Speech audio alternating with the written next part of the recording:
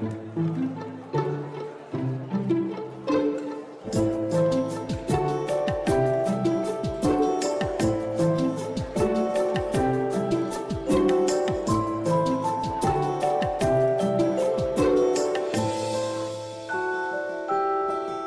et bienvenue à ceux qui nous rejoignent.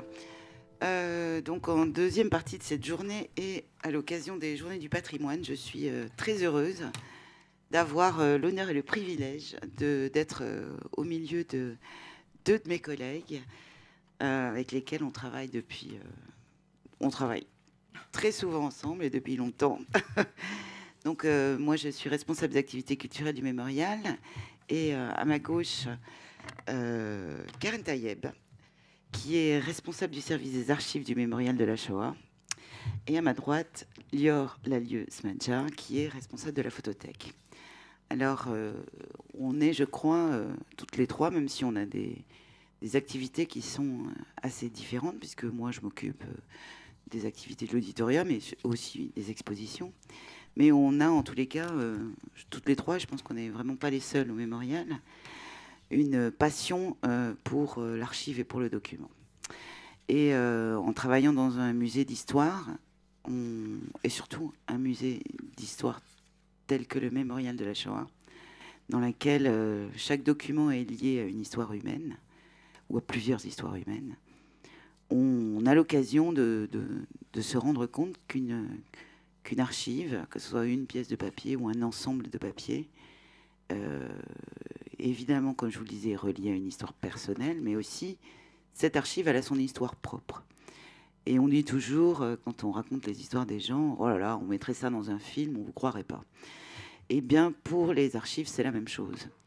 Il y a des archives qui, par leur contenu, vont amener, va avoir une influence énorme sur la justice, on le verra dans ce que Karen Tayeb nous présentera, sur la justice aussi pour les familles.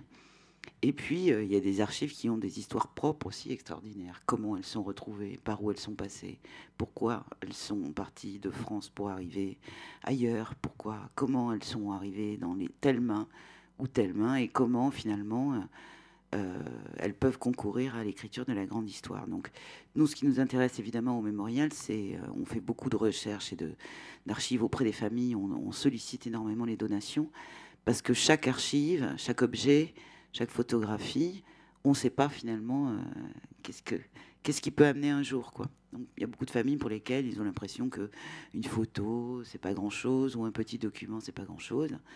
Et peut-être que parfois, c'est pas grand-chose, mais parfois, ça peut être beaucoup plus surprenant. Donc, pour ces Journées du patrimoine, j'ai proposé à Karen et Lior de nous raconter quelques-unes des histoires qu'elles ont pu croiser depuis qu'elles sont au mémorial. Et donc, elles ont choisi chacune 3 documents ou 3 ensembles de documents qui sont symboliques de ce dont je viens de vous parler, de ces histoires d'archives. Donc je vais d'abord commencer par... c'est Karen qui va commencer, Karen Tayeb qui va commencer. Ensuite Lior, et on continuera comme ça dans une conversation. Voilà, Karen.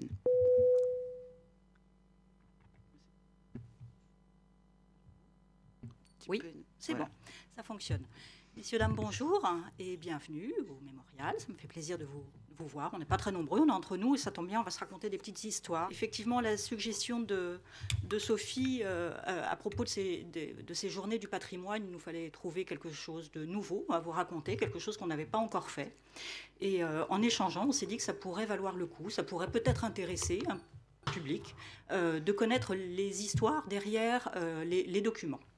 On a donc choisi avec Lior, ma collègue, de vous parler d'un certain nombre de fonds d'archives ou de documents, certains que vous connaissez ou croyez connaître en tous les cas, d'autres peut-être un peu moins, des histoires individuelles, des histoires plus célèbres, plus publiquement connues, parce que ce sont des informations que malheureusement on garde bien souvent pour nous.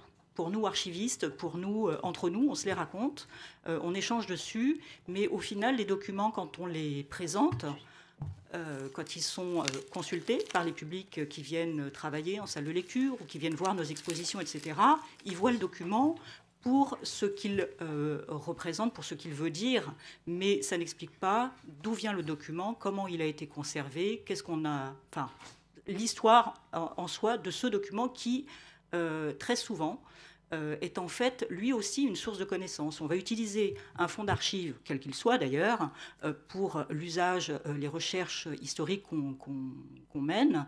Un même fonds d'archives va être étudié à 10, 20 ans, 30 ans d'écart de façon différente parce que les problématiques ont changé.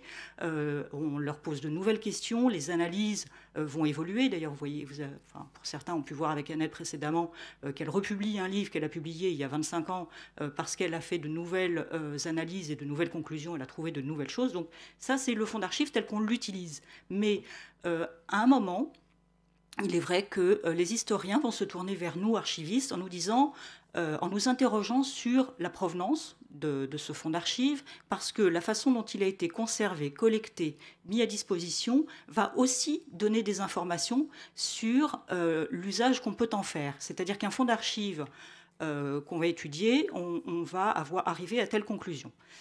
Mais si on apprend que la moitié du fonds a été détruit, qu'il y a eu un nettoyage, on va dire, des dossiers, ou alors que des annotations, enfin des choses sont intervenues entre le moment où le document a été constitué et son arrivée entre nos mains aujourd'hui, eh bien, ça peut permettre justement de poser des questions nouvelles ou de faire que l'analyse est différente aujourd'hui si on se contente d'analyser les documents qu'on a devant nous. Alors, je vous ai fait un petit diaporama avec quelques images. La suivante, s'il vous plaît. Encore une. Et voilà. Alors, un premier exemple, et ensuite on va alterner les histoires pour ne pas vous lasser je vais prendre le premier exemple, c'est à quelques mètres de nous, juste au-dessus, vous le connaissez certainement, se trouve le fichier juif. Le fichier est donc conservé dans une salle à l'arrière de la crypte, là, juste au-dessus, dans une enclave des Archives nationales. Et ce fichier est présenté avec un petit panneau qui donne quelques indications. Je ne sais pas si vous l'avez lu, mais c'est vraiment très sommaire, très rapide. Nombreux, je pense, peut-être parmi vous, mais enfin, consultent ces documents. Peut-être avez-vous entendu parler, il y a des jeunes gens parmi nous, mais enfin, ça n'empêche, en 92, la redécouverte de ce fichier par Serge Klarsfeld dans les services du ministère des Anciens Combattants qui se trouvait alors à Fontenay-sous-Bois. Donc ça fait des gros titres, le fichier du recensement retrouvé, le fichier des Juifs, etc. Mon objet n'est pas aujourd'hui de revenir sur ni cette affaire, ni sur la polémique que ça a engagée. Ce que je voudrais vous raconter, c'est plus en détail ce que c'est que ce fichier. D'abord, ce n'est pas un fichier, ce sont plusieurs fichiers. Tout d'abord, ce que je vais vous présenter là rapidement, donc ce grand fichier grand de par la taille de ces fiches, elles sont plus grandes que les autres, dit aussi fichier familial parce qu'on trouve sur ces fiches la composition de la famille, enfin en tous les cas si la personne est mariée ou célibataire, et le nom des enfants de moins de 15 ans si le chef de famille les a déclarés. Bon, ce grand fichier est un fichier de contrôle émanant des services de la préfecture de police qui vise bien à contrôler la population juive de Paris régulièrement. Ce n'est pas le fichier du recensement, d'ailleurs ça se voit en tout petit, mais vous avez les dates d'impression en bas à droite des fiches. Vous voyez, cette fiche est de 41 et celle de gauche est de 42. Donc c'est un fichier de contrôle qui a été établi à un moment donné, et les annotations manuscrites qui figurent dessus montrent bien que, pour la personne, pour Moses par exemple, à un moment il est recherché, un peu plus tard on note qu'il a été arrêté. Vous voyez, c'est un fichier de contrôle, mais ce n'est pas le fichier du recensement. Si on passe à la diapo suivante, donc ça c'est ce qu'on appelle par opposition au grand fichier le petit fichier de la préfecture de police. C'est également un fichier de contrôle des Juifs de Paris, région parisienne, mais pas seulement, parce que finalement on retrouve aussi des fiches établies au nom de personnes qui ont été arrêtées dans la zone non occupée. Fiche bleue pour les Juifs français, fiche rouge pour les Juifs étrangers, en l'occurrence là c'est une polonaise, donc il y a le P en haut à droite. Voilà, encore une fois, un fichier de contrôle utilisé par les services de la préfecture de police. Ces fichiers étaient donc dans les services de l'administration. À la fin de la guerre, ils ont naturellement été versés à une autre administration, en l'occurrence le service qui s'occupait d'établir les listes des victimes et les droits, le service des statuts et pensions du ministère des anciens combattants victimes de guerre. Donc le fait que ce fichier se trouve dans les services du ministère des anciens combattants, là où il a été retrouvé en 92, à ce moment-là n'est pas absurde, enfin il y a une cohérence. Par contre, c'est l'histoire des deux autres fichiers qui est un peu plus troublant, et on va passer à la diapo suivante. Voilà. Vous avez donc dans ce fichier juif mal nommé, les fichiers des camps de Pithiviers-Beaune-la-Rolande, ces camps du Loiret, où ont été internés les juifs dès le mois de mai 1941.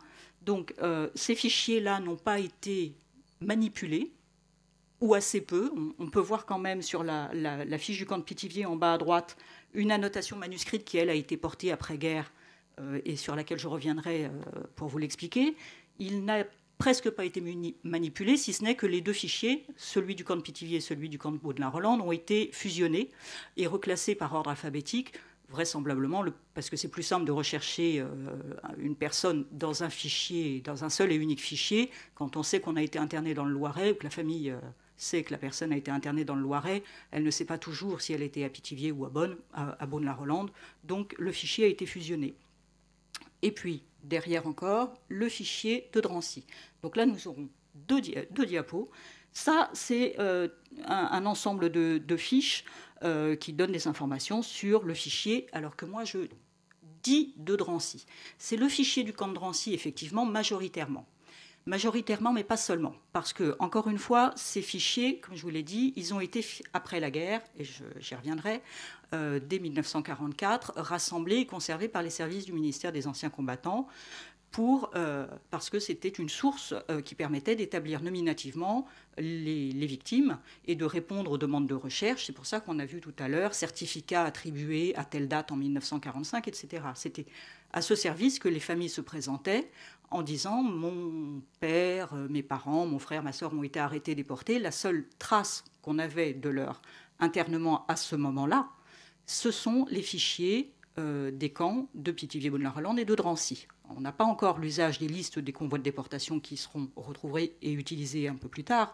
À ce moment-là, c'est la seule source. Donc, ils utilisent ce fichier pour faire établir les droits des victimes. Donc, ce fichier de Drancy, oui, c'est le fichier principal. C'est le plus important en termes de volume. C'est parce que c'est par Drancy que sont passées la plupart des victimes. Et de fait, encore une fois, vraisemblablement pour des raisons de facilité, c'est ce fichier qui a servi de fichier pivot.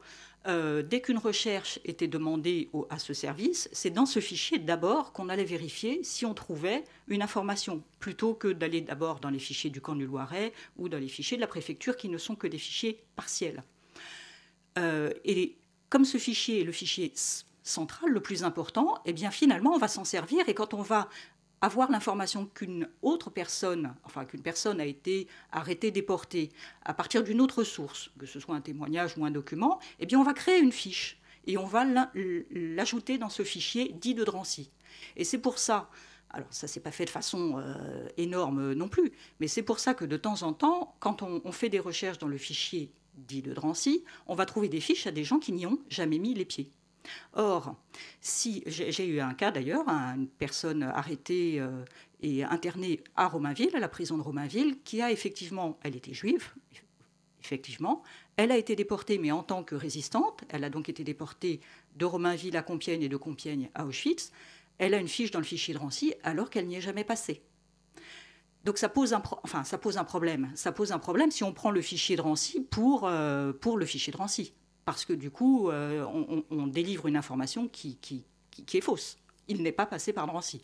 Ça ne remet pas en cause le fait qu'il ait été déporté, c'est juste... voilà.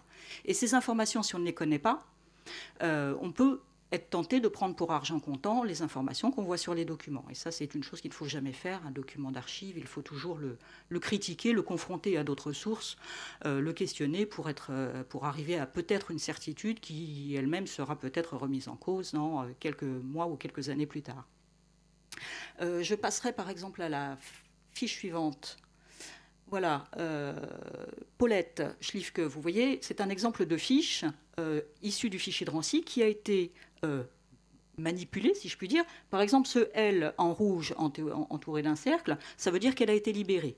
Donc effectivement, Paulette, elle a été arrêtée le 18 mai 43, internée à Drancy le 18 mai 43, déportée en juin 43 par le convoi 55, mais elle est revenue. Donc, elle est libérée, d'où ce L, qui a donc été porté après la guerre. D'autant qu'on voit sur le verso de la dernière fiche, enfin, de cette même fiche, le parcours qu'elle a connu durant sa déportation, les différents camps dans lesquels elle a été internée, et jusqu'à son numéro de matricule, qu'on voit en haut à gauche, le matricule qu'elle a reçu à Auschwitz. Donc ces informations-là, évidemment, il n'y a qu'elle qui a pu les donner. Elle ne les a données que quand elle est rentrée de déportation et qu'elle est allée auprès des services du ministère pour chercher un certificat qui lui a été remis le 23 octobre 1945.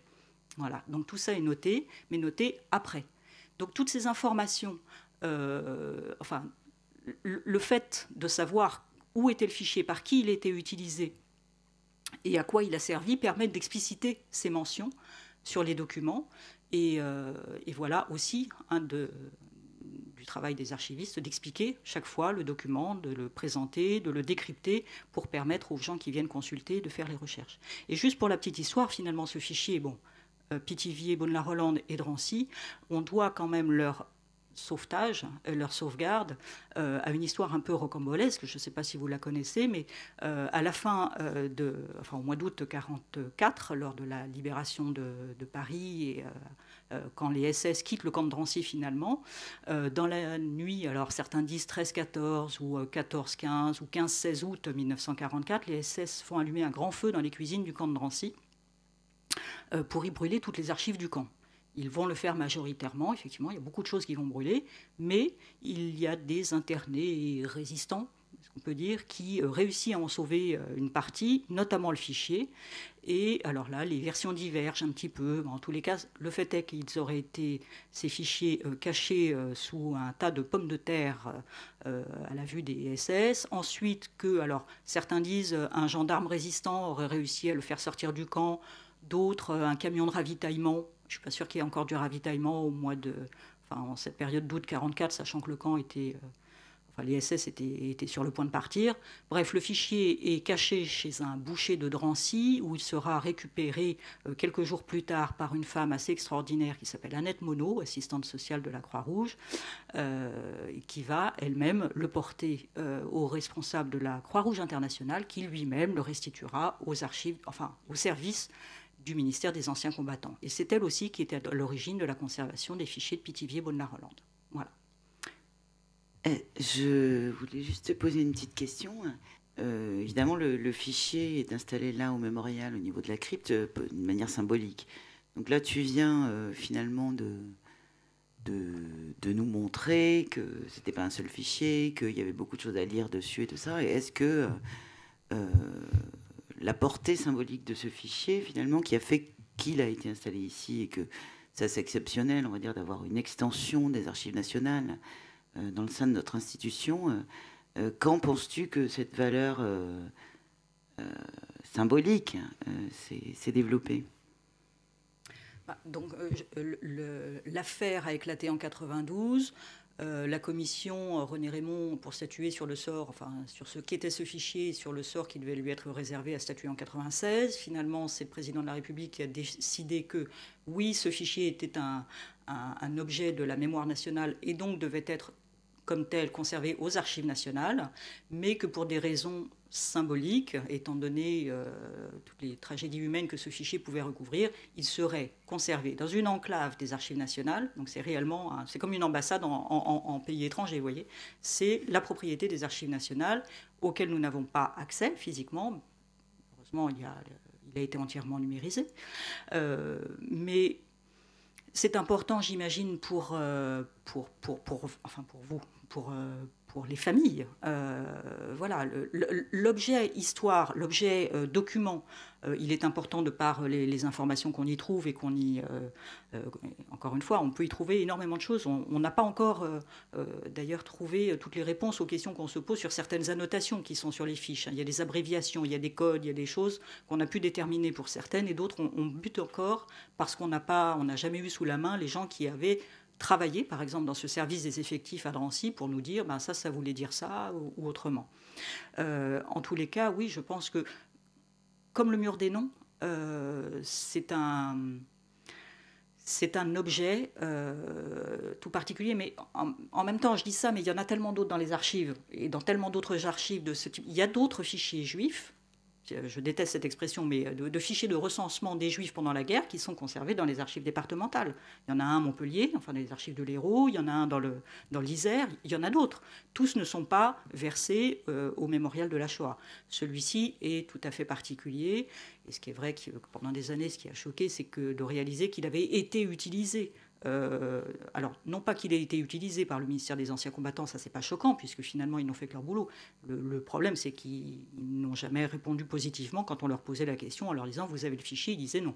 Ça c'est le problème. Mais en soi, il était légitime qu'ils utilisent ces documents à une époque où c'était les seuls documents qui permettaient d'identifier les déportés.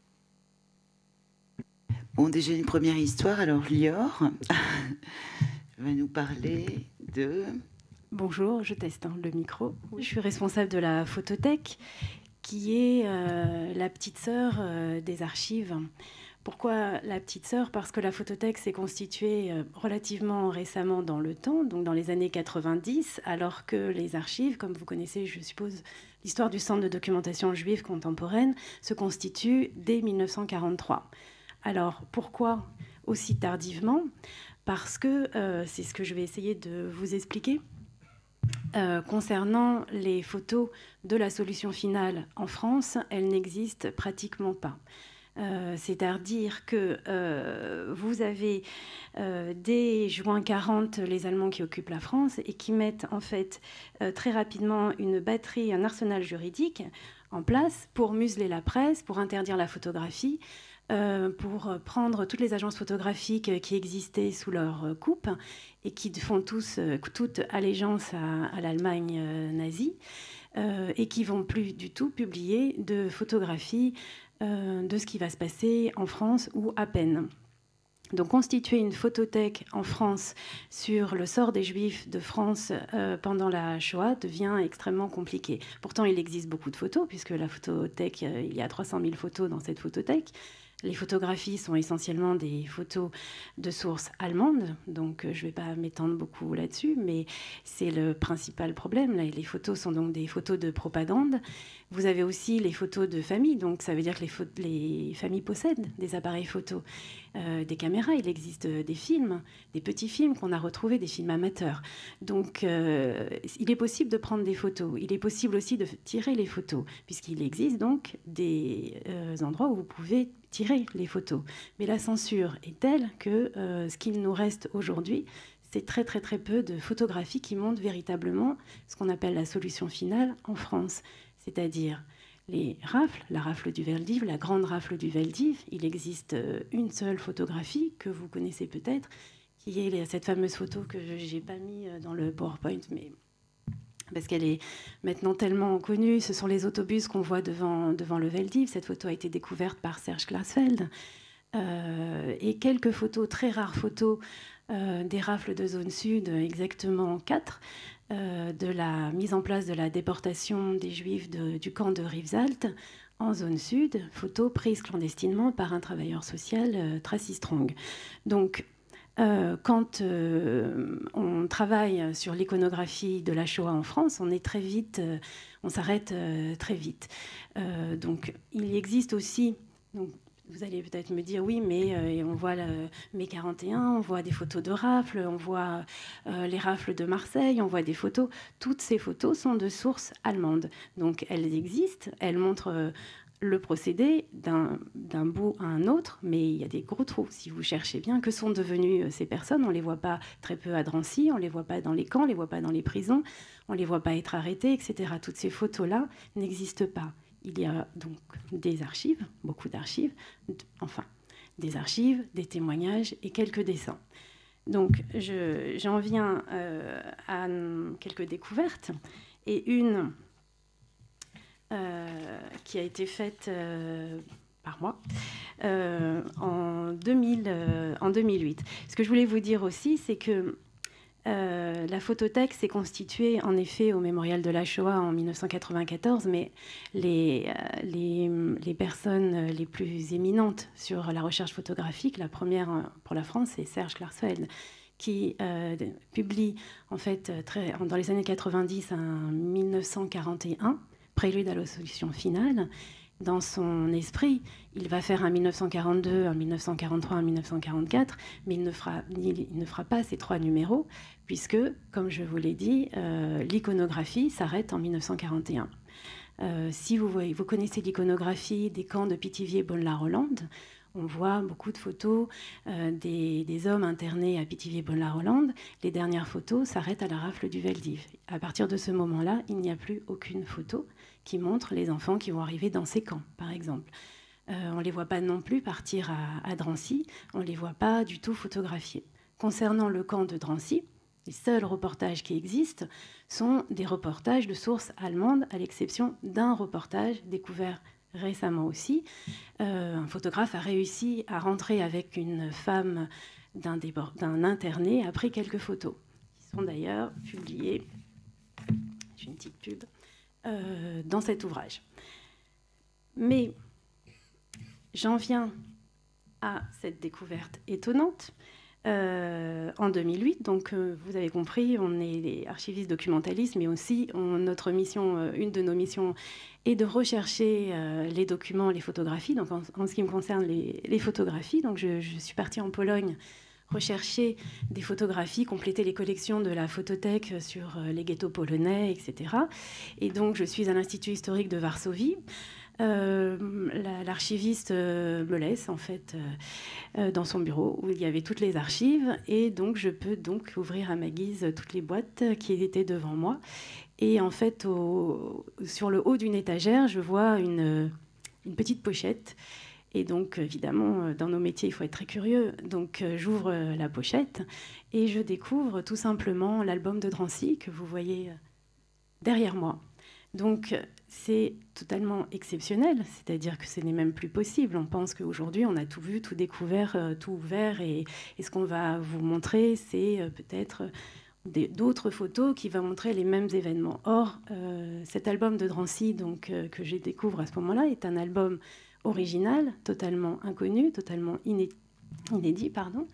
Et la couverture existe encore, elle est là. C'est donc... en titre Judenlager Drancy, il y a 15 pages, beaucoup de pages malheureusement déchirées. Il reste 15 pages et il reste 38 photos inédites du camp de Drancy.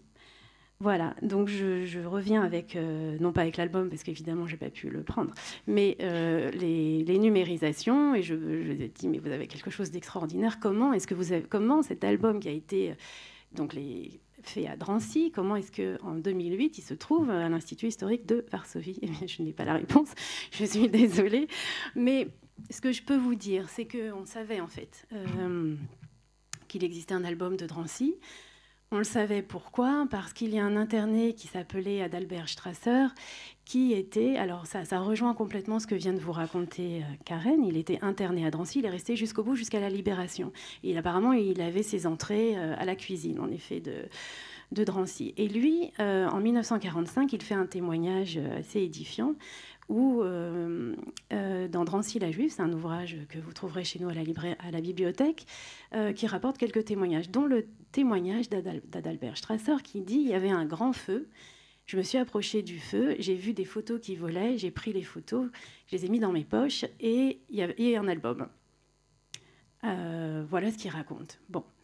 En 1992, notre rédacteur en chef, Georges Bensoussan, redécouvre cette personne qui vient au mémorial et nous donne les photos qu'il avait mis dans ses poches, donc une trentaine de photographies, mais pas d'album. Et il ne raconte plus du tout l'histoire de l'album. Pourtant, on a bien lu cette histoire d'album. Voilà, donc ça s'arrête là.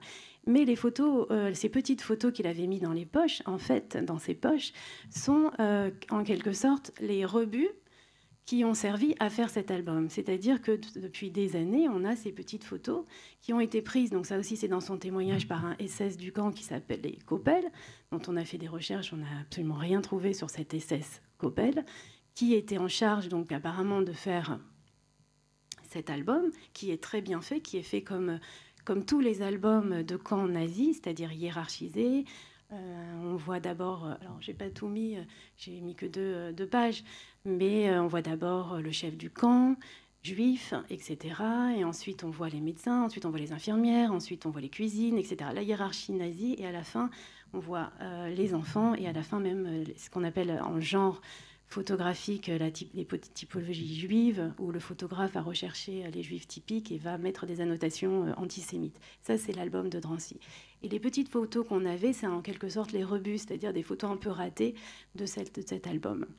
Voilà, donc je voulais juste vous faire part de cette trouvaille. Et toutes les photos, elles ont été publiées pour la première fois aussi dans cet ouvrage, si vous voulez le découvrir.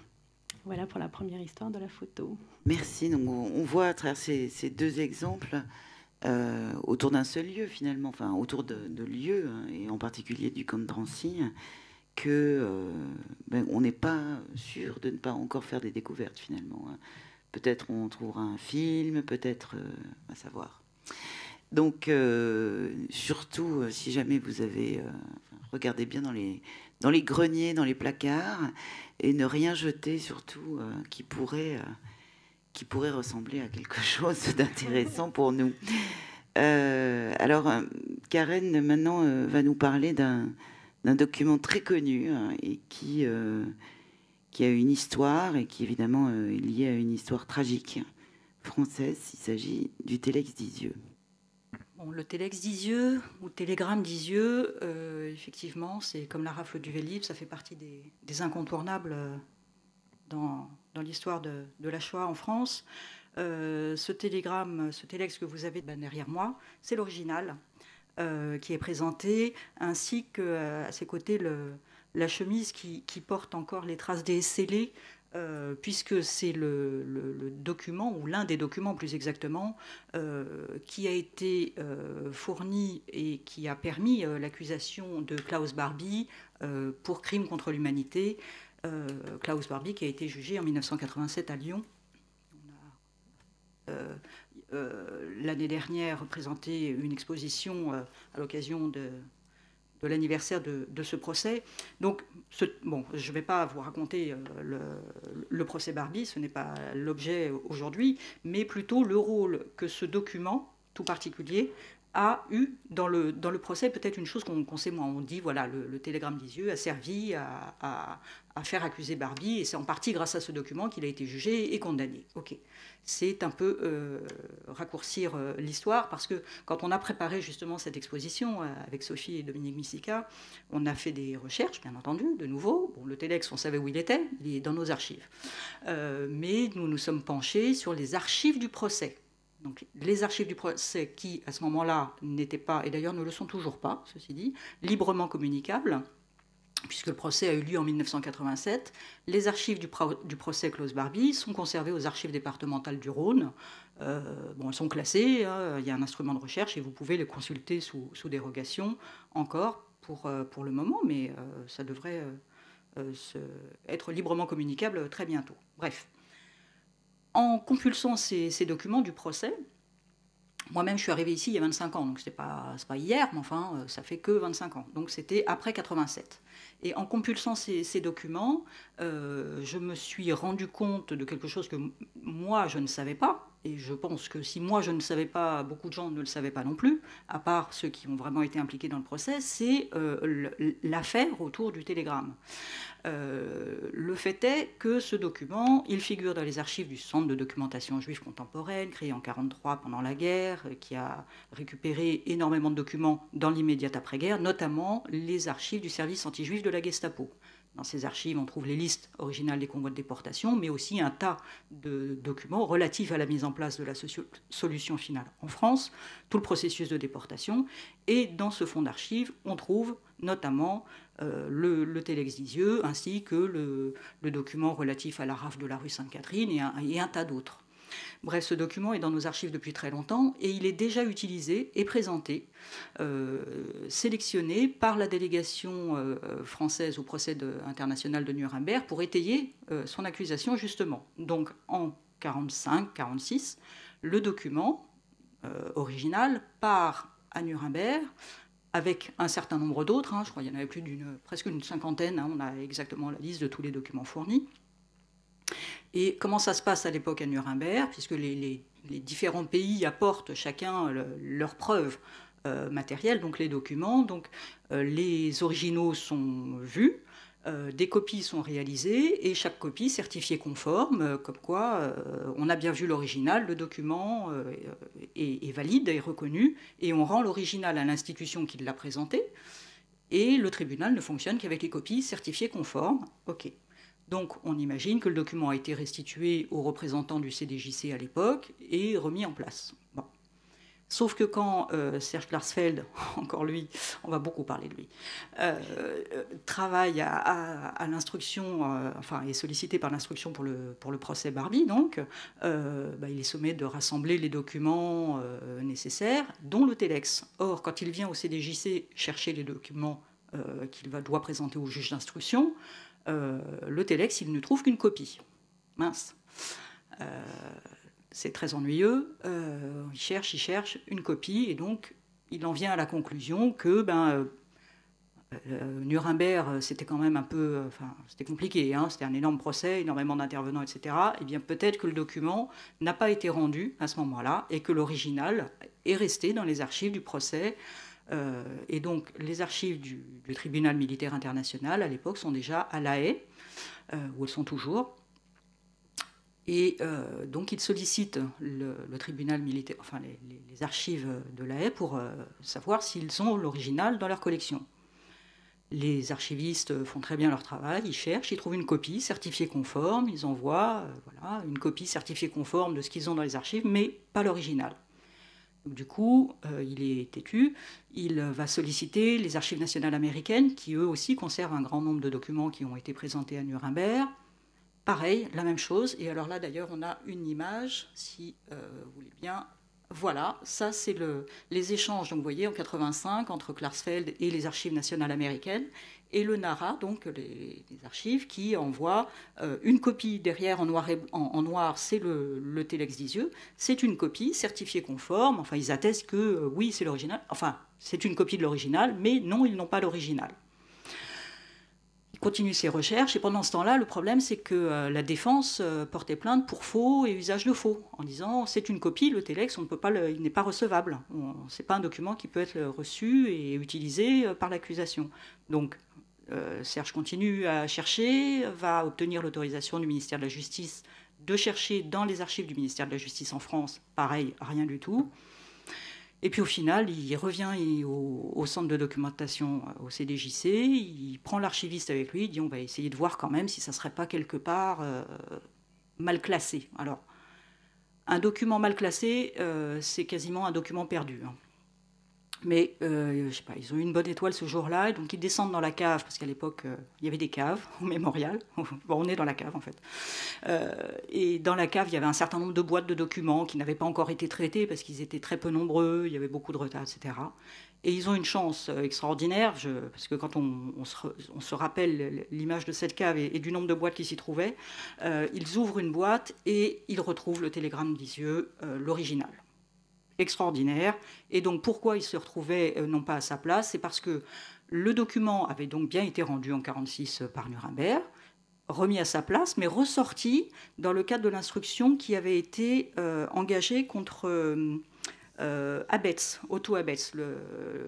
Et au moment du procès Abetz, donc en 1949, les représentants du CDJC, on ne pourrait pas dire qui exactement, mais se sont présentés, encore une fois, avec les documents pour étayer l'accusation, avec le télégramme d'Isieux, visiblement, mais qui n'a pas été retenu. Il est revenu donc avec son document sous le bras, et c'est resté dans un dossier, instruction à Betz, voilà, donc dans des archives administratives, et pas remis à sa place.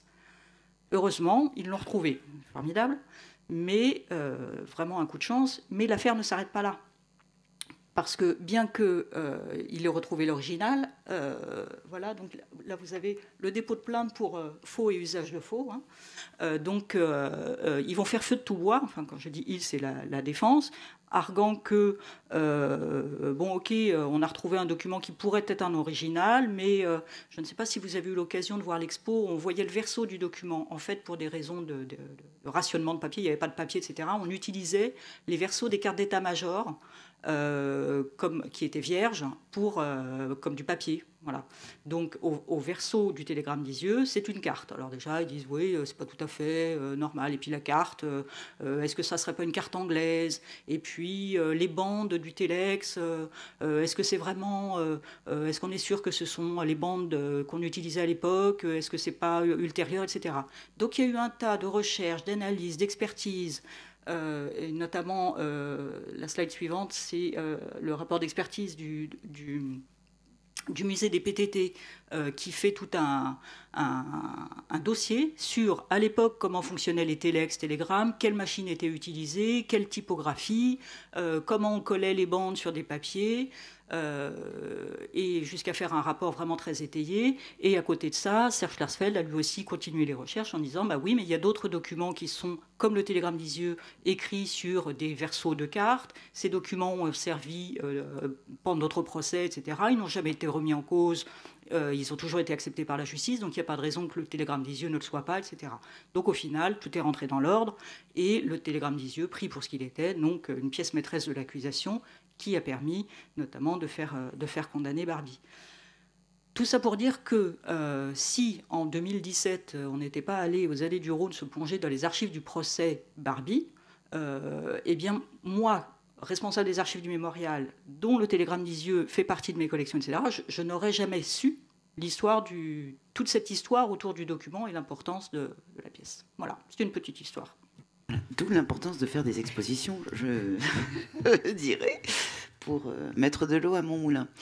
Alors maintenant, là on a parlé de documents qui finalement ont suivi, ont été quand même déjà récupérés un peu par miracle, on va dire. Mais alors là, on va parler d'un document qui a été récupéré vraiment par miracle.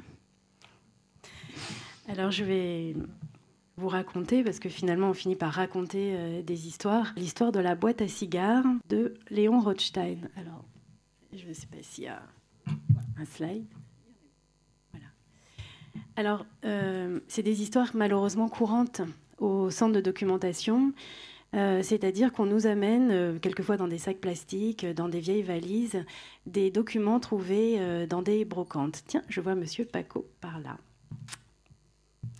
Un de nos fournisseurs. Donc, on nous ramène des lettres, des photos plus du tout identifiées. Vraiment, quand je vous dis dans des sacs, c'est pas le cas de Monsieur Paco, hein, mais je me souviens encore d'un sac poubelle rempli de photos qu'on nous amène parce que derrière il y a marqué Lévy, par exemple. Alors on se dit, c'est pour le mémorial. Mais nous, aujourd'hui, quand on reçoit malheureusement ces documents, ces lettres, où il n'y a aucune explication, où derrière il n'y a pas de famille ou de témoins directs, on peut malheureusement rien en faire. C'est perdu. C'est quasiment perdu, à moins d'une enquête extrêmement minutieuse et beaucoup de chance. Et là, ce que je vais vous raconter, c'est une histoire de chance. C'est-à-dire qu'il y a un an, un historien qu'on connaît, nous, m'envoie sur le mail des lettres d'un certain Isaac Rothstein, écrit à son fils, Léon. Il est interné à Poitiers, dans le camp de Poitiers, avec sa femme. Il écrit tout simplement à son fils et à ses enfants qui, eux, n'ont pas été arrêtés. Lui a été arrêté avec sa femme et les enfants n'ont pas été arrêtés. Ça se passe dans les Deux-Sèvres, dans une petite ville qui s'appelle Bressuire. Donc les lettres sont extrêmement touchantes. Je veux en savoir plus. Je dis d'où ça vient, etc. Et on me dit non, c'est anonyme. C'est retrouvé dans une boîte. Je ne peux pas vous en dire plus. Voilà. Donc ça s'arrête là. ça ne s'arrête pas là, en fait. Donc, en lisant les lettres, on retrace l'histoire, on voit que c'est un Isaac Rothstein, on recherche dans nos archives qui est Isaac Rothstein, il a été déporté avec sa femme, on se dit on a peut-être des photos, on regarde dans nos photos, on a des photos de Isaac Rothstein, on a les photos des 3 enfants d'Isaac Rothstein, grâce à M. Klarsfeld, encore une fois, qui a donc fait tout ce travail de collecte de photographies que, comme vous le savez sans doute. Et on a aussi dans cette collecte de photographies un nom qui revient, qui est le nom de Léon Rothstein, qui en fait est survivant. Léon Rothstein a survécu. Il est le seul survivant. Ses parents ont été déportés. Lui avait 15 ans. Son petit frère Félix en avait 11, je ne me trompe pas. Et son petit frère Samy en avait 9. Lui est le seul survivant. Et quand il revient de déportation, on suppose qu'il refait sa vie, etc. Mais il reste dans la région de Bressuire. Et dans les années 80, je ne sais pas si on peut changer le slide, le voilà, il fait poser une stèle dans sa ville de Bressuire à la mémoire non seulement de ses parents, de ses frères, mais aussi d'autres familles, d'autres habitants de Bressuire, d'autres familles juives qui ont été arrêtées en même temps que ses parents et en même temps que lui. Et dans les archives, en fouillant un peu plus, je trouve un nom, le nom a priori de sa fille. Donc lui est décédé dans les années 80 et donc il y a une descendante. Donc nous, notre travail, c'est d'appeler, donc elle s'appelle Françoise Baume. Et donc, c'était il y a 2 semaines, en fait, et je l'appelle pour lui dire, je voulais lui annoncer qu'on a retrouvé donc les lettres de son grand-père. Donc, je l'appelle. C'est toujours un moment compliqué parce que, bon... Et en fait, elle me dit, mais oui, je les connais très bien, on me les a remises il y a 1 an. Donc moi, j'allais vous raconter une autre histoire, en fait, vous dire que, attention, ne vous débarrassez pas de vos documents, ne les laissez pas comme ça, remettez-les nous. Mais là, en fait, c'est elle qui m'a raconté l'histoire de la boîte à cigares. Parce que, alors c'est un peu compliqué, je vais essayer d'être claire, mais cette Françoise Baume, donc c'est aussi un concours de circonstances. Donc... il s'est passé, en fait, elle me raconte que dans les années 80, un jeune garçon qui avait 12 ans fouillait dans les poubelles et a trouvé une boîte à cigares avec donc, alors c'est la slide d'avant, 2-3 lettres de ce Isaac Rothstein, une affiche magasin juif, un petit carnet, et tellement touché en fait par ces lettres qu'il les a conservées longtemps. Tout le temps, en fait, jusqu'à il y a 1 an, où sa fille fait un exposé. Sa fille est en 3e, j'imagine. Elle fait un exposé et tout d'un coup, il a un déclic. Il dit, il faut que je retrouve la famille Rothstein. Et parallèlement, donc c'est pour ça que je dis concours de circonstances, à Bressuire est donnée une médaille des Justes. La médaille des Justes est donnée à une femme qui a sauvé la cousine de Léon Rothstein. Vous me suivez ? Alors... c'est compliqué, mais c'est quand même ça l'histoire. Et Françoise Baume est donc la fille de Léon Rothstein. Elle est chargée de faire le discours pour la cousine qui est très fatiguée, qui est âgée, qui est toujours vivante, mais qui ne veut surtout pas retourner à Bressuire. Et donc, alors je ne peux pas donner son nom, mais celui qui a découvert la boîte se met en contact avec la mairie et il se trouve qu'il y a cet épisode-là. Voilà. Donc il va rencontrer Françoise Baume et lui donner la boîte. Et c'est comme ça que Françoise Baume a maintenant la boîte à cigares qui appartenait à son père et qu'elle nous a donc confiée, que vous pourrez voir dans l'exposition. Puisque donc en la rencontrant il y a 2 semaines, je lui ai dit non mais il faut au moins qu'on puisse voir cette boîte. Elle est venue avec, elle nous l'a confiée, donc elle est là-haut.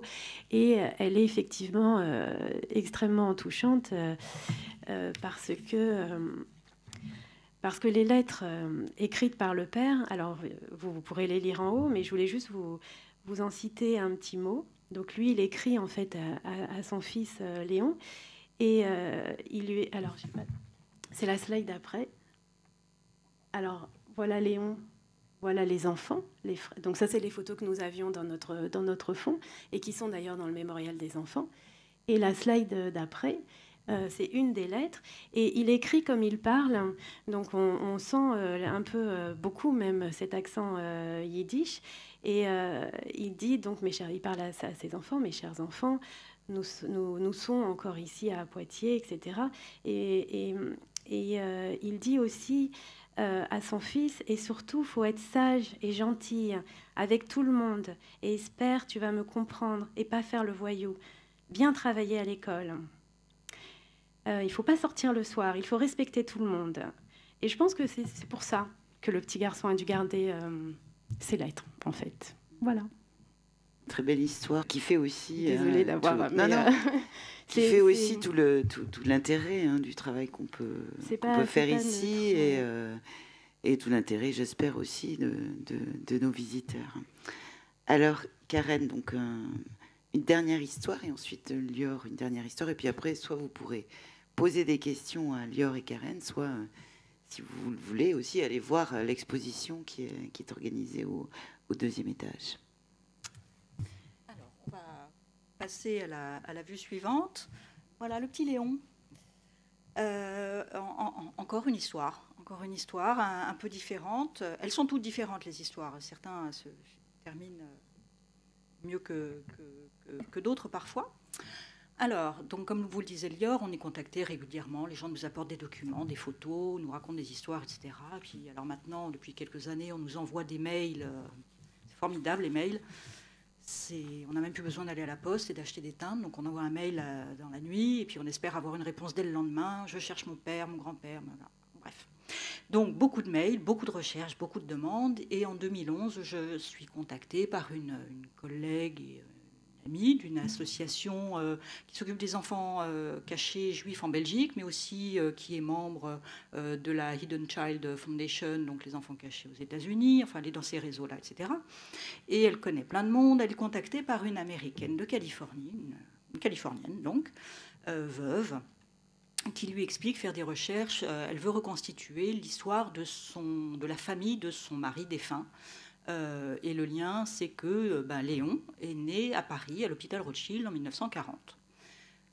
Donc, le petit Léon est né de mère célibataire. Sa maman, Faiga, donne naissance donc à l'hôpital Rothschild. Elle est née en Pologne, venue en France probablement dans les années 20. Elle s'installe et elle travaille comme couturière. Elle vit dans le 3e arrondissement, rue de Saint-Onge. En fait, le premier objectif de Irène, donc c'est la Californienne, c'était de retrouver l'identité du père, en se disant peut-être qu'on pourrait retrouver de la famille quelque part. Bon, je vous donne tout de suite le résultat. Malheureusement, aujourd'hui, on n'a pas encore trouvé le père, si on ne le retrouve jamais. Mais donc, elle nous contacte, je fais les recherches habituelles à propos de Faiga. On la retrouve arrêtée, internée à Drancy, déportée, qui ne rentre pas de déportation. Alors déjà, elle pensait, cette Irène, que c'était une victime de la rafle du Veldiv, mais en fait non, il se trouve que Faiga a été internée à Drancy au mois de décembre 1942, donc bien après la rafle. Donc à cette rafle, elle a échappé. Comment? On ne sait pas. Et toujours est-il que dans les recherches que j'entreprends, je retrouve une trace du séjour de Léon. La page suivante, s'il vous plaît, dans les archives de la rue Amelot, une organisation qui s'est occupée pendant la guerre du placement d'enfants, notamment en les plaçant chez des nourrices.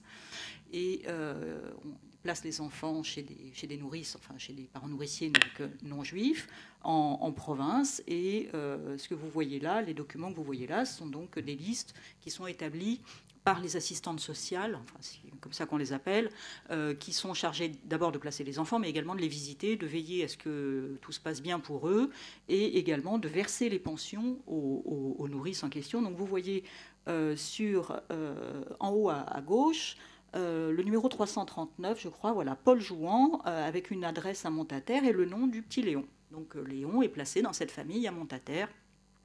Voilà. Montataire, c'est pas très loin de chez moi, je connais, c'est pas très grand. Jouan, c'est pas un nom très courant non plus. Alors j'essaye à tout hasard, puis on regarde dans le Minitel, ça n'existe plus, dans les pages jaunes, et je trouve un Jouan à Montataire. Bon, ça vaut le coup d'essayer. Donc je prends mon téléphone. C'est là aussi, comme disait Lior, toujours un moment difficile parce que souvent, les gens de cette époque sont décédés. Donc on appelle, je voudrais parler à monsieur Untel, il est décédé. Enfin bon, oui. Donc là, c'est une femme qui me répond. Je me présente, je lui explique et je lui dis, est-ce que le nom de Léon Rechter vous dit quelque chose? On me dit, oh, oui, évidemment. Alors elle appelle son mari, qui s'appelle Paul aussi, du nom de son père, parce que c'est donc le fils du Paul. Et l'histoire démarre ou continue, si on peut dire. On fixe rendez-vous, ils me racontent tout ça. Ils m'apprennent qu'effectivement, ils ont récupéré le petit Léon en nourrice à partir de l'hiver 43, donc février 43. Il arrive chez eux. Il se trouve en fait... Ce qu'on a pu déterminer finalement, et des documents et du témoignage des Jouans, c'est que quand Faiga a été arrêté, Léon a été récupéré par une amie de la famille, une voisine, Madame Safran, qui habitait à quelques rues de chez elle. Et elle-même, cette Madame Safran, avait 2 enfants qu'elle a placés à Montataire, chez une nourrice, qui est, vous allez me perdre là aussi, la sœur de Monsieur Jouan. Voilà. Cette femme était couturière, venait régulièrement à Paris chercher du travail qu'elle ramenait donc pour faire voilà. Et elle avait été contactée par une concierge en lui disant voilà, on cherche des familles d'accueil pour les enfants, est-ce que ça vous intéresse? Donc elle a pris les 2 enfants Safran. Et en rentrant, elle en parle à son frère en lui disant, si tu veux, est-ce que tu veux t'occuper d'un petit voilà. Et c'est comme ça que le petit Léon, pardon, c'est moi qui m'y perds, Léon arrive chez Paul Jouan, où il est véritablement adopté par la famille. Le Paul auquel je parle, qui est le fils de la famille, est lui un grand garçon, puisqu'il est mobilisé et il fait l'armée, mais il se prend d'affection pour cet enfant. Et d'ailleurs, vous voyez la photo, ça c'est Madame Jouan, qui tient dans ses bras le petit Léon, qui va être scolarisé et rester dans la famille, et il va y rester un temps certain, jusqu'en 1946. Faiga ne revient pas de déportation, le père, il est inconnu, et les Jouans font le vœu de pouvoir adopter l'enfant. Et Monsieur Jouan, que j'ai rencontré, me raconte qu'il est allé à Paris dans des bureaux où il savait plus bien dire lesquels, en disant qu'il voulait adopter l'enfant, et on lui a fait comprendre que maintenant Léon était un enfant juif et qu'il serait souhaitable qu'il soit adopté par une famille juive. Donc ils ont été fort malheureux de cette affaire. Et néanmoins, donc, Léon va être adopté par une famille Dorfman, qui est aussi un couple sans enfants, mais assez formidable, qui ont gardé des liens avec les Jouans pendant des années. Ils allaient les voir très régulièrement. D'ailleurs, on m'a montré des photos. Ils se rendaient visite régulièrement. Il habite toujours le pavillon de ses parents. Donc les escaliers qui sont là sur la photo, il vit toujours au même endroit, le monsieur Jouan. C'était très, très émouvant. Ce qui a été surtout émouvant, donc j'ai raconté évidemment toute cette histoire à Irène, notre américaine, et qui a organisé du coup un voyage de sa Californie avec son petit-fils pour venir visiter les Jouans, les rencontrer. Elle en a fait un petit livre, elle a pris des photos, c'était très, très émouvant. Les Dorfman sont partis en début des années 50 aux États-Unis. Ils ont fait, ils sont partis, ils ont fait leur vie là-bas. Léon est devenu un ingénieur chimiste très brillant, semble-t-il, a fait de belles études, et puis il est décédé bêtement dans un accident de voiture il y a quelques années. Donc elle a pu reconstituer, Irène, en mémoire de son mari, c'est au moins un pan de son histoire. Ce qui est curieux, enfin ce que les Jouans aussi m'ont raconté, c'est qu'à un moment, ils n'ont plus du tout de nouvelles de Léon, alors qu'il n'avait jamais bougé, déménagé. Donc ça a été un drame pour eux, mais ils étaient très contents du coup de cette reprise de contact. C'est vrai que souvent les gens font les recherches sur leur parcours un peu plus tard, quand ils arrivent à la retraite, ils recherchent finalement les traces où j'étais cachée, où mes parents étaient cachés, etc. Bon, Léon est décédé récemment, enfin trop tôt sans doute peut-être pour entreprendre ses démarches. Du coup, sa femme l'a faite à sa place et voilà. Alors, la dernière de nos histoires. Alors, c'est aussi une histoire de recherche, de rencontre, et qui est aussi relativement récente. C'est l'histoire de Nicolas Biot. Et alors, en 2013, donc il y a vraiment très peu de temps, Nicolas Billot se rend au mémorial de la Shoah et lui, il remonte un très lourd secret de famille avec celui de ses racines juives. En fait, c'est l'histoire de son grand-père, Robert Tartakovsky, et de sa grand-mère, Muguette Buller, qui n'est pas juive. Il lui reste très très peu de documents et il a une lettre, alors que je n'ai pas mis dans le PowerPoint, qui est datée du 17 octobre 1940. C'est pour lui la dernière lettre de son grand-père. Il a encore cette lettre qui demande à sa grand-mère qu'il puisse reconnaître l'enfant qu'elle porte. Et il lui dit exactement... donc on est le 17 octobre 40. Vous savez que le statut des Juifs est publié donc le 3 octobre 40. Et il lui dit oui, je suis devenu indésirable pour les raisons que tu sais, à tous ceux que je connaissais, à toi aussi, il me fallut bien le constater. Alors, Muguette est enceinte, mais elle ne veut plus de Robert. Donc elle va accoucher d'une petite fille en 1940 qui n'a donc de père inconnu et donc de mère catholique.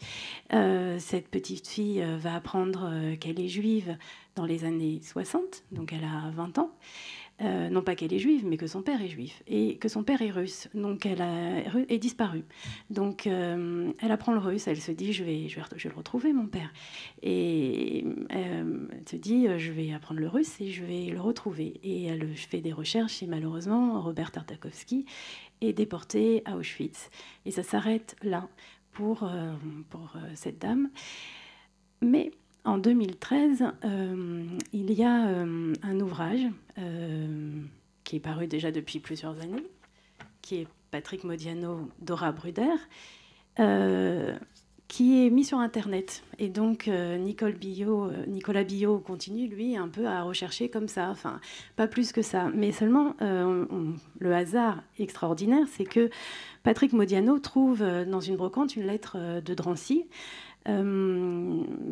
Il achète chez un brocanteur et il publie la lettre de Drancy. Pourquoi ? Parce que son auteur est déporté le 22 juin par le convoi numéro 3, qui correspond à un convoi dont certaines personnes comme... Annette, Josette Delimar, etc. Enfin, des personnes qu'il cite dans son ouvrage sont déportées par le même convoi, donc il publie la lettre. C'est la seule raison. Et l'auteur de la lettre, c'est Robert Tartakovsky. Donc, c'est en 2013, en octobre 2013. Et dans cette lettre, Robert Tartakovsky ne parle absolument pas de Muguette, ni d'un enfant, il parle d'une Marthe. Et de sa mère, etc. Donc il vient à ce moment-là au mémorial rechercher, il se dit, c'est à ce moment-là que c'est un nouveau déclic, donc on est 50 ans après l'histoire de sa propre mère, et au centre de documentation, il découvre la photo de Marthe et de Robert Tartakovsky. Et donc c'est la première fois qu'il voit en fait la photographie de son grand-père. Alors pourquoi je voulais vous raconter cette histoire, même si elle est extraordinaire, c'est parce que la photo a été donnée par un petit-neveu de Marthe qui n'a rien à voir en fait avec Nicolas Billot. Ils ne se connaissent pas, ils ne connaissent pas leur histoire. Et Nicolas Billot a imaginé que tout d'un coup il y avait une Marthe, donc peut-être que sa mère avec donc peut-être des frères et sœurs, peut-être qu'il y avait quelque chose, etc. Bon, malheureusement, l'histoire n'est pas celle-là, parce que Marthe n'a pas supporté la déportation de Robert et s'est donné la mort, et donc il ne reste plus en fait que cette photographie. Et ce que nous dit donc Nicolas, on a mis évidemment en contact, encore une fois, on a appelé les uns et les autres, on a mis en contact le petit-neveu de Marthe et Nicolas Billot, donc apparemment ils sont en contact, et donc ils ont pu raconter l'histoire de Robert Tartakovsky, retrouver des traces, et Nicolas nous a écrit cet homme, donc Robert Tartakovsky, un intellectuel qui écrivait des poèmes, c'était en fait le seul membre de ma famille duquel je me sentais proche et dont je ne savais rien.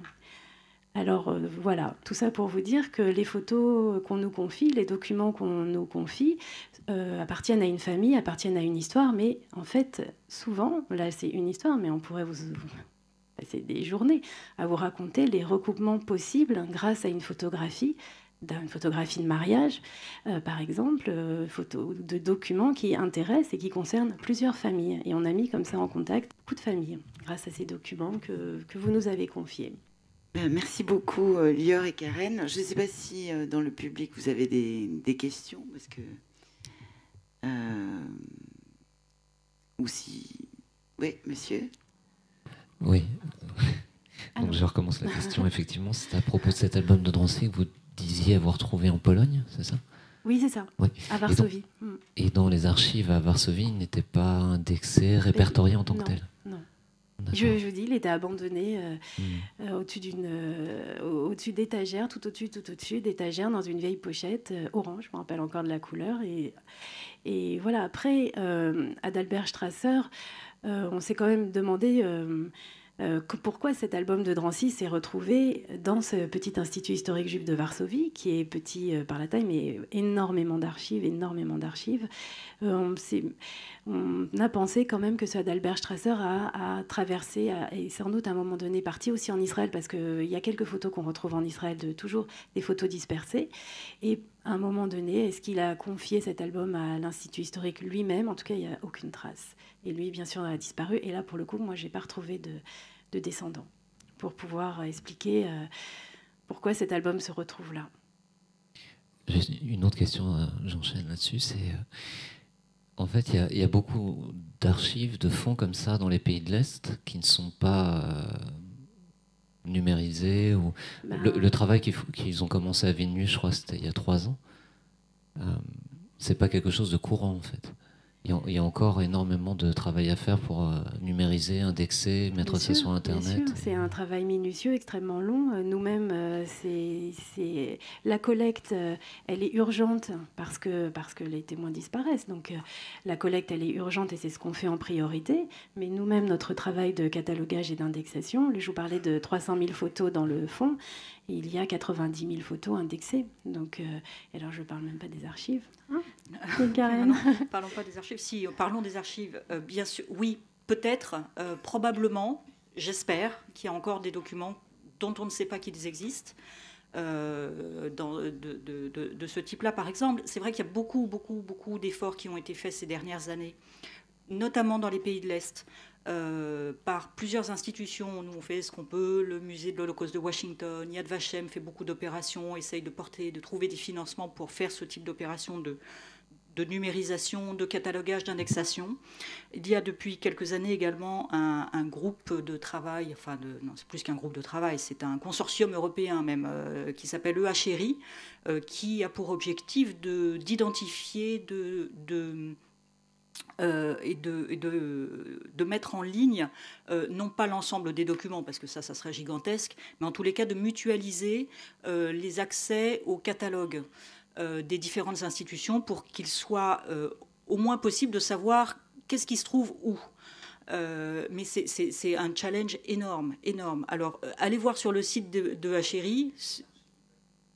Oui, enfin, les catalogues sont librement ouverts toujours. Après, c'est la diffusion des images en elles-mêmes qui peuvent poser questions, enfin problèmes juridiques. Les lois ne sont pas les mêmes sur la communication des archives dans tous les pays. Ça ne sera pas mis en ligne sur Internet pour certaines et pour des tas de raisons. Mais en tous les cas, l'information comme quoi le document existe quelque part, on y tend. Mais il y a encore un travail monstrueux à faire, parce qu'il y a l'Institut historique juif de Varsovie, effectivement, c'est le CDJC il y a 30 ans, quoi. Ils sont 5. Ils ont peu de moyens. Ils ont des archives extraordinaires. Après, même ils trouvent des gens pour les classer, ils vont faire du classement en polonais. Si vous ne lisez pas le polonais, le catalogue, même indexer l'album de Drancy, si vous ne lisez pas le polonais, vous ne le trouvez pas. Donc, il y a beaucoup de choses ont été faites et il y a encore beaucoup à faire. Oui.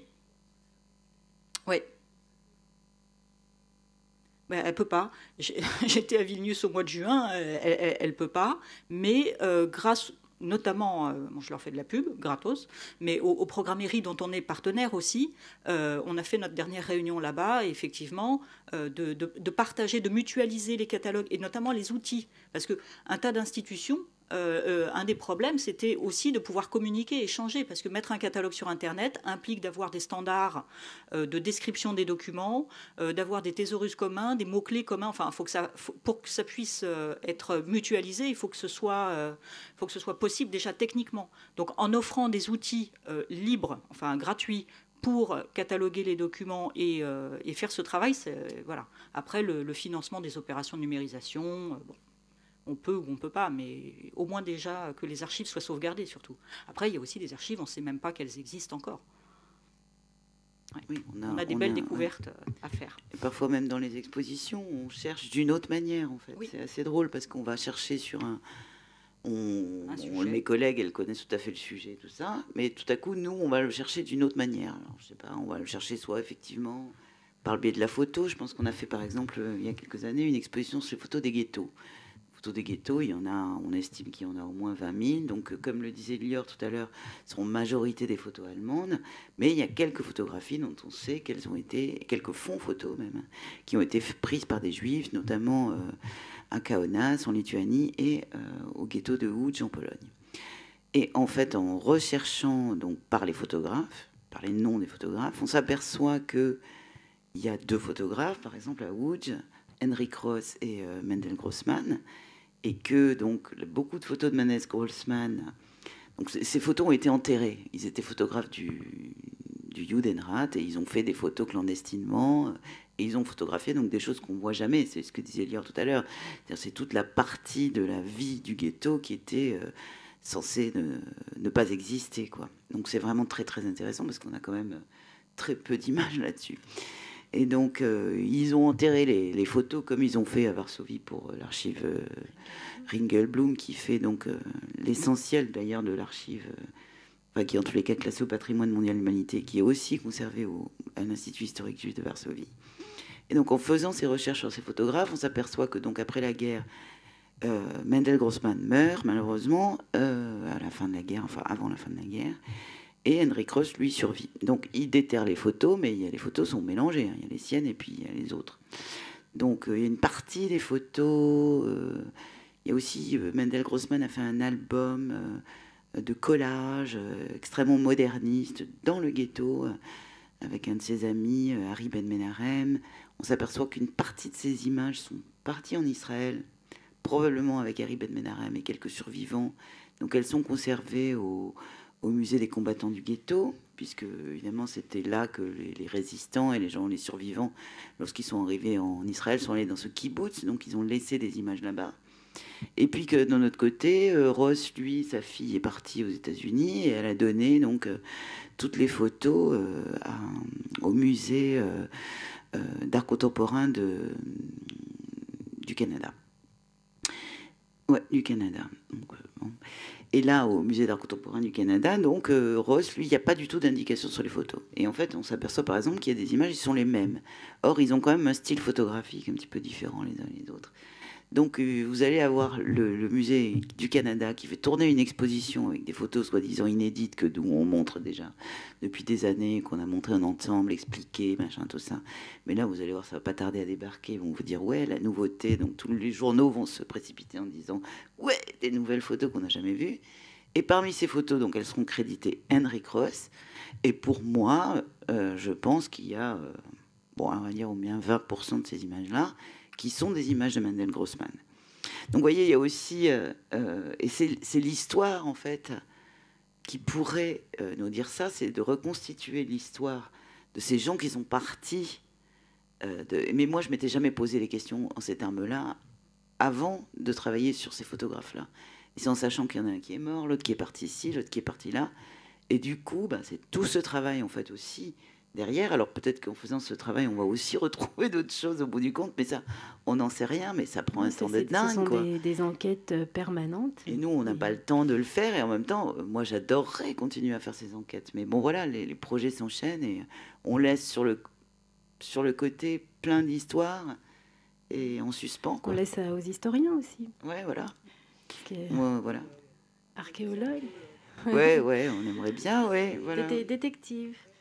En tous les cas, voilà, tout ça pour dire que j'espère que ces histoires d'archives vous auront intéressé, et puis que autour de vous, vous saurez aussi à quel point c'est important, voilà, de conserver certaines choses, de bien regarder les choses qu'on a sous les yeux parfois. Notez les légendes au dos des photos, les noms des gens. Mettez pas juste les prénoms, Léon avec Paula ou tout ça. Un jour, ça peut servir à même... Et la date. Voilà, et oui, la voilà. date. Merci. Et les noms de famille. Voilà. Les photos dont on vous a parlé tout à l'heure, aujourd'hui, c'est des documents historiques, mais à l'époque où elles ont été prises, c'était la photo d'un mariage ou la photo d'une communion, quoi. C'était des photos de famille. On ne sait pas ce qu'il adviendra, ce qu'on pourra faire de ces documents. J'espère que vos photos deviendront des documents historiques, mais peut-être que vous serez célèbre ou vos petits-enfants. Pas pour les mêmes raisons, en tous les cas. Non, évidemment non. Mais voilà, en tous les cas, le principe, quand même, est le même. On va vous laisser peut-être 5 minutes si vous voulez aller jusqu'au 2e étage pour voir les documents dont on a parlé aujourd'hui. Merci beaucoup. Merci Lior, merci Karen.